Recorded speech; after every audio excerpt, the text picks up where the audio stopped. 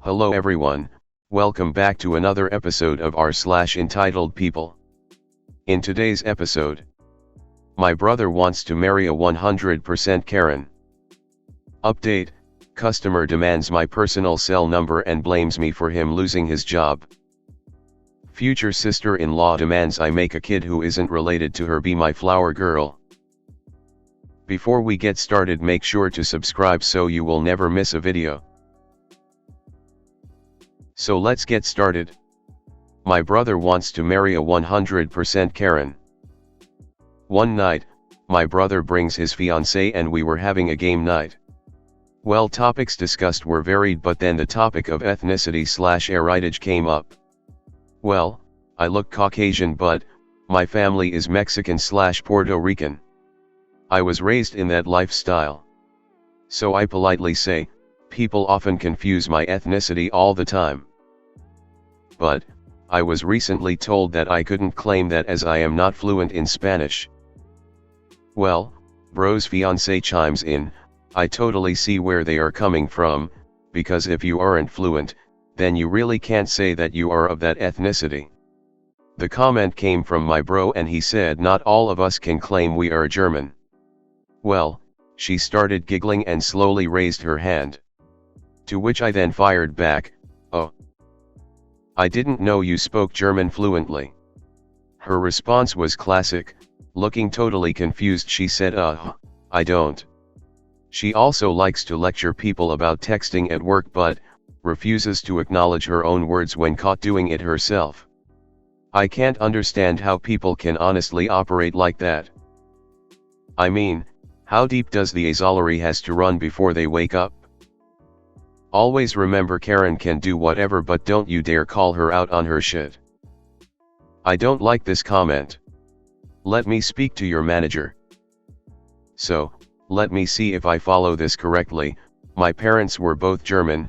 I was born in Mannheim, Germany, but since I don't speak German fluently, I am not German? According to my bro's fiancé, you would not be German. I feel for you, my sil is the worst. She is a hoarder, but she has the audacity to lecture me on the benefits of homemade cleaning products. I don't know, it's like their brains are broken.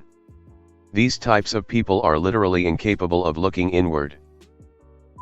Update, customer demands my personal cell number and blames me for him losing his job. I appreciate all the support I have received so far, and I did get a few messages requesting an update. As I expected, the quiet didn't last long, and the customer was indeed a ticking time bomb. The shop got me the info I needed to complete an estimate for repairs, and the owner explained that he expects he most likely will find additional damages that he will contact me for once he knows. He again apologized for his niece's behavior when I called the shop the first time and stated he is no longer friends with the customer. Sue did review the claim and stated that there wasn't enough evidence of fraud, so no dice. I texted the customer to see if he wanted me to issue payment to him or the shop directly. He immediately demanded I call him as he didn't agree to the estimate amount. A bit of info on how the auto claims process works for payment. 1. Insurance company creates an initial estimate based on what they can see of the damages. 2. Insurance pays an initial amount to get the ball rolling. 3. The shop and insurance stay in contact so that additional payment can be issued as needed through the process as the shop finds additional/internal damages that might not have been super apparent initially. Sounds simple enough, right?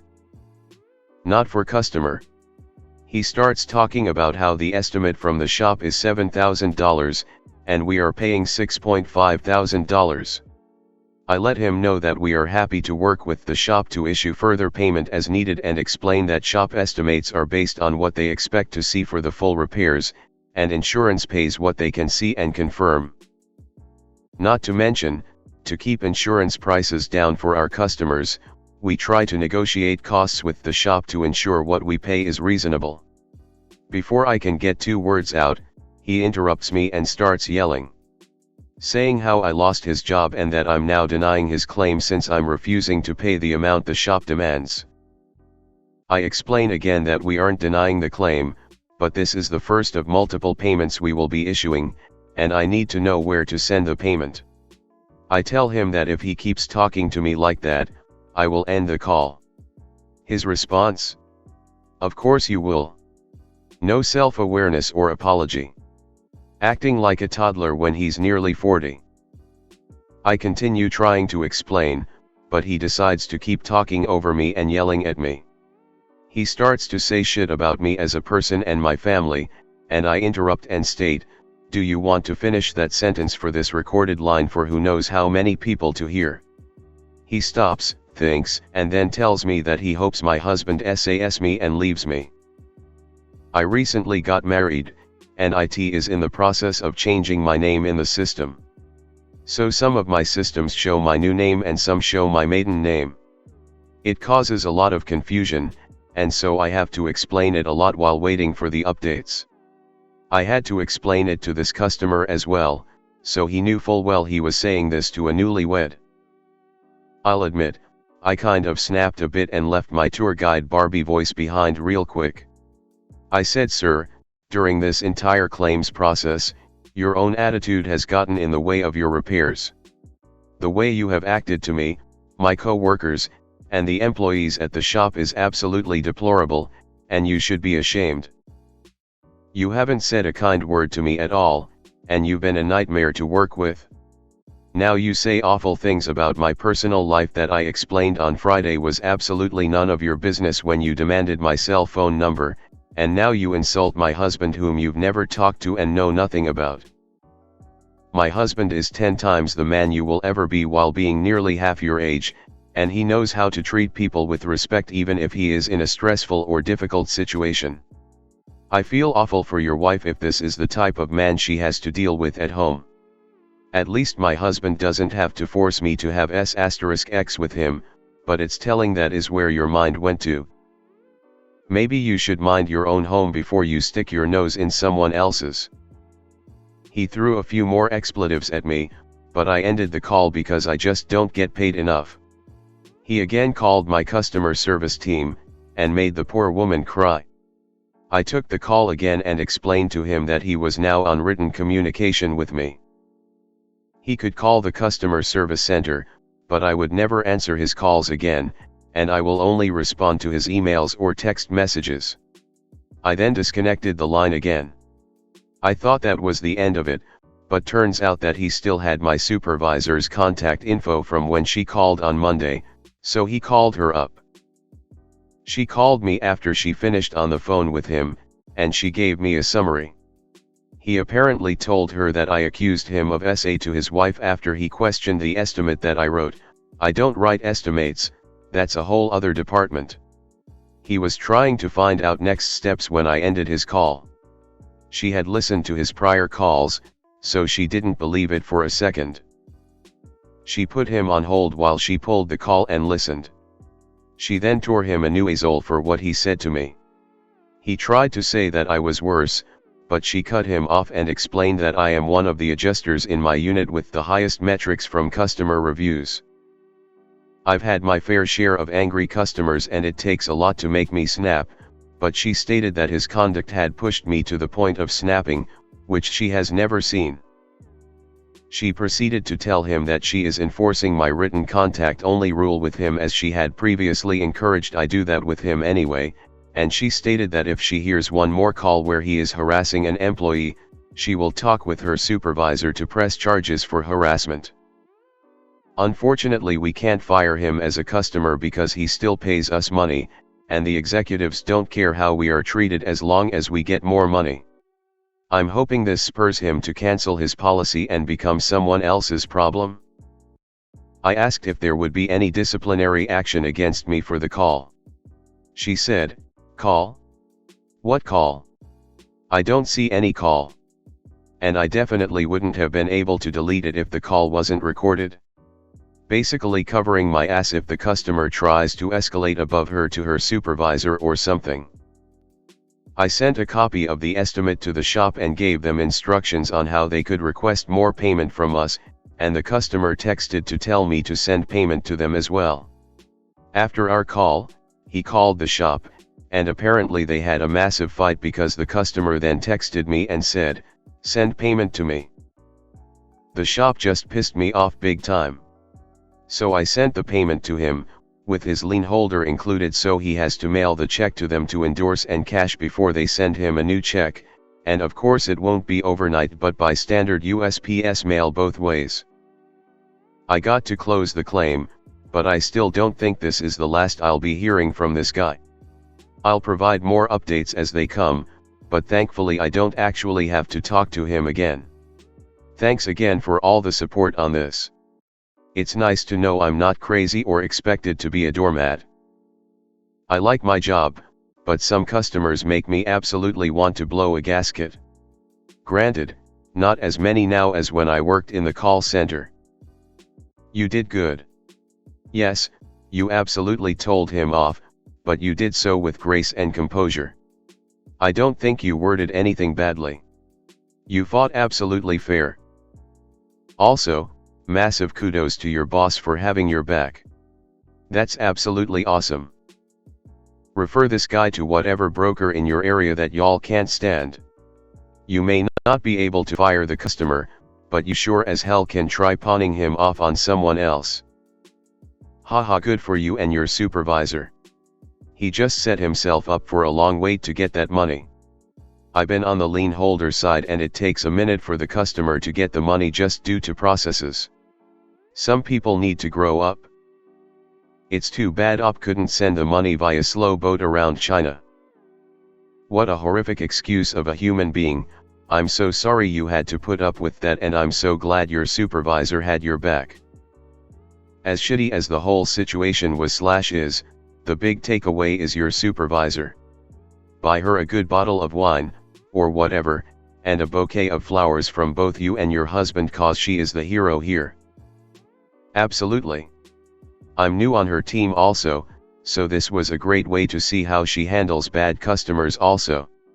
I'm glad she has my back, and I'll absolutely be baking her cookies as a thank you. Guy is going to be passed when the lien holder tells him he can't cash it. My lien holder told me until it was paid off they won't sign anything to allow me to cash it. That all MOEY has to go straight to the shop. Future sister-in-law demands I make a kid who isn't related to her be my flower girl. I have no idea where to begin, but here it goes.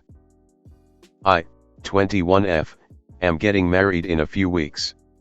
Well, a while back I asked my sister-in-law Sadie, F25, to be my bridesmaid. My fiancé warned me that she could be intense and I was under no obligation to include her in the wedding party, but she had been nice enough and I wanted to have a certain number of bridesmaid. I am now regretting my decision. Sadie has a boyfriend, Kyle, 19M. Kyle has partial custody of his ex's infant daughter, not sure why considering he is not related to her, but I never asked. Recently Sadie had been on my case about picking a flower girl. I really wanted to be my friend's daughter since I have a fantastic relationship with her and was actually in the room for her birth. I even refer to her as my niece. Sadie, however, didn't take this well. When I told her, she blew up and started ranting about how she will ruin the pictures. My niece is neurodivergent and tends to get overstimulated when standing for long periods, so photos may be a challenge for her. I tried to explain to Sadie that my niece was practically family and me and her mother have been making a plan to ensure that the photos won't be overwhelming for her. Sadie then took the opportunity to suggest Kyle's daughter. I explained to her that I was in the delivery room when my niece was born and I wanted her to be a part of my big day since my fiancé proposed. I thought that was that until about 2 weeks ago. I got a special dress for my niece that looks like a cross between my dress and my bridesmaid dresses. I was showing it to my family when Sadie gives me a gift bag. Inside was an identical dress but for a baby. Sadie then confessed to snooping around my laptop to find the dress I chose for my flower girl and took the opportunity to order one for her boyfriend's daughter. She then said both girls could be a pet of my special day. When I said no, she started screaming at me because it was bad enough that her boyfriend wasn't a groomsman and that I should want him to be a part of the family. especially since my wedding was for the whole family, not just me. She called me selfish bridezilla and stormed out. I was able to calm her down by suggesting Kyle's daughter have a special dance with me at the reception. This seemed to defuse the situation, and my fiancé apologized for not clearly communicating just how crazy she can get. Everyone is telling me it isn't my fault, but I have to know, am I the bad apple? Update: Sadie was disinvited from the wedding by my fiancé due to how she treated me, and when her mom, fiancé's stepmom, got upset, he disinvited her too. I also got a message from Kyle's ex threatening to sue me if I let her baby be the flower girl. Sadie told her that she would be the flower girl. I am looking into higher if security and maybe changing the venue without telling her so she won't cause trouble. Talk to your fiancé. It's past time to remove Sadie from her bridesmaid role. And when she throws a fit about it, then remove her invite to the wedding. Because I can almost guarantee that on your wedding day she will show up with her BF's daughter dressed to match your niece, with the full expectation that you will give in to her demands to include her. Agree, Sadie sounds like a control freak and will make her presence, and displeasure, known on the day. While that may make it memorable, I suspect that it will be so for all the wrong reasons. Kick her. 100% this. Do not even make small allowances for Sil. She is the type where she will always go much further than agreed. Be prepared to remove her from the wedding, as she will no doubt keep up this BS. Remove Sadie from the bridal party. This lady is unhinged. Also, why is she dating a 19-year-old? I also think it's weird. They have been dating for only 6 weeks and I didn't even know he was 19 until he mentioned it. No. The reason she's as entitled as she is because everyone caves to pacify her. You should have kicked her out of the wedding and started enforcing boundaries. My fiancé just informed her that she will not be attending our wedding, and when her mom, my fiancé's stepmom, protested, he kicked her out too. It is your wedding. She shouldn't have a say about anything at all. Kick her out of the wedding party or she's going to do shit like this for the rest of your lives.